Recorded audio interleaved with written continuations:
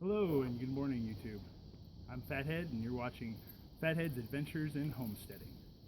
Today I've got a quick apology and a quick intro to myself, and I'm going to update you guys on the chicken coop and the materials I've been collecting and go from there.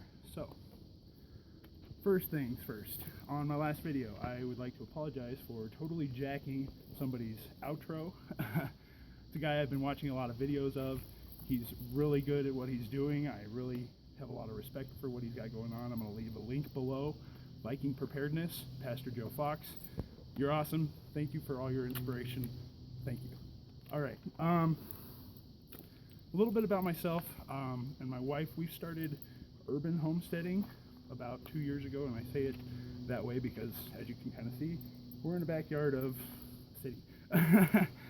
We started with a garden that we put in 2 years ago. We had to unzero-scape our yard to do as such, and that's been a work in progress for the last 2 years we've been doing.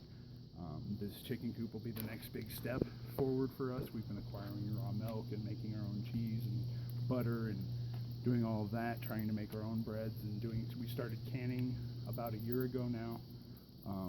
So yeah, that's our deal. We're really trying to make a good push forward into self-sustainability, even though we are in an urban setting. So we're not going to let that hold us back. All right, so my dad is awesome, and over his life has been acquiring a lot of fasteners and, extra nails and different things for projects that he's had, and so in turn that's rolled downhill to me, and I've actually been able to pick through a lot of his things. You can kind of see here a lot of wood screws, nails. Here's the puppies, as I'm sure you can see as well. Tacks, U-nails, bolts, all sorts of brackets, different things that I'm going to be able to keep the chicken coop cost very low.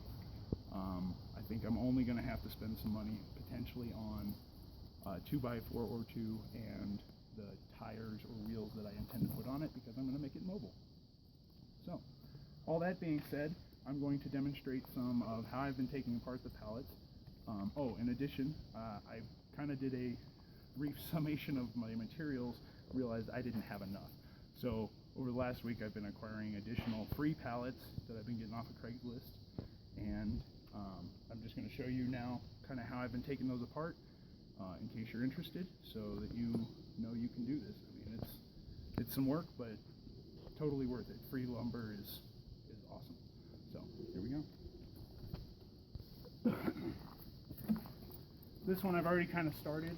The bottom I started prying it apart a little bit, and you just slowly kind of work your pry bar in, and little by little slowly work it apart. You want to work all the way across, otherwise you're just going to be pushing yourself back in and fighting yourself.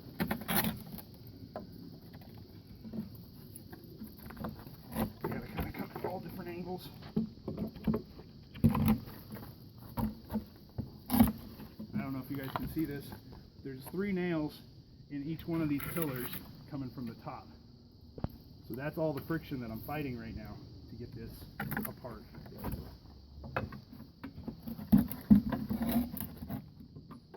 But it just slowly slides off there.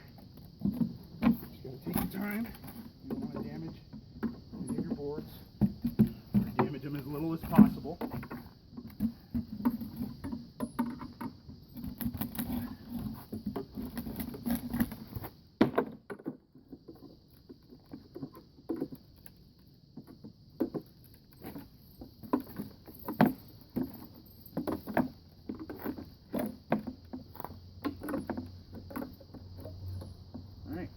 That easy. So after this, when I get all of these removed, I'll come back and I will backhammer all of these nails out and pry them out. But I'm going to show you how I get this started with this pry bar and a hammer. I just take and I put it up as close as I can. You can kind of see I can't get the pry bar in there yet, but if you kind of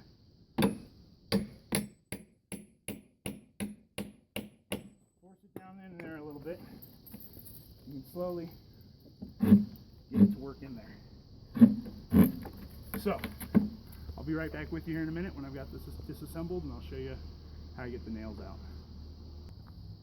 Alright, so I've got the bottom, all the braces off. Now I'm going to pound all these nails out. I've already started with this board. Okay, so I just lean it up against what I'm going to work against. You know, you want it to be pretty sturdy. And I just use my foot. Now be careful where you put your foot. You don't want to step on a nail. I've done that before. It's not fun. Alright. So you're just going to back them out a bit. Flip the board over. Use your claw. Up under them. And because we're trying to save this board, you don't want to be too violent. You just want to get it out nice and easy. Do that with all three.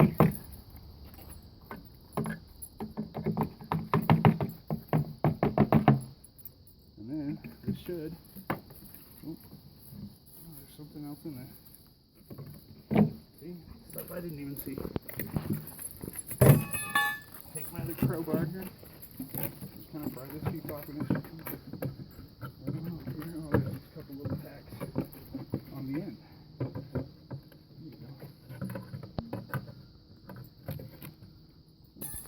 You pull it off. Back these guys out too.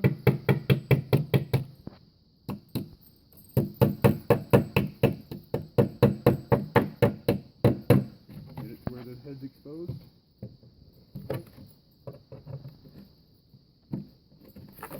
Under it.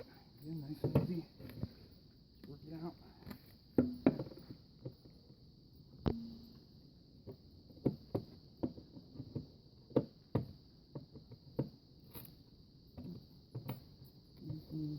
we go.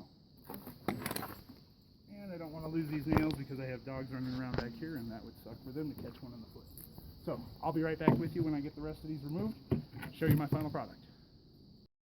Alright, so I've got all my nails removed, and you know that old adage, hindsight's 20/20? Well, unfortunately this time it is, and y'all are going to go along with me. I'm not afraid to tell you I messed up and show you, hey, I'm going to leave these as reinforcement on here. They're pre-existing, they're already stoutly on there. I'm going to reattach the one that came off of there, that I pried off of there just a little bit ago, and end up using this piece for my door for my chicken coop. I'm going to sit this way in my chicken coop and swing out, turn into the actual ramp as well for the chickens. So I want it to be pretty stout. They don't, you know, I want them to feel safe when they're entering, exiting the coop.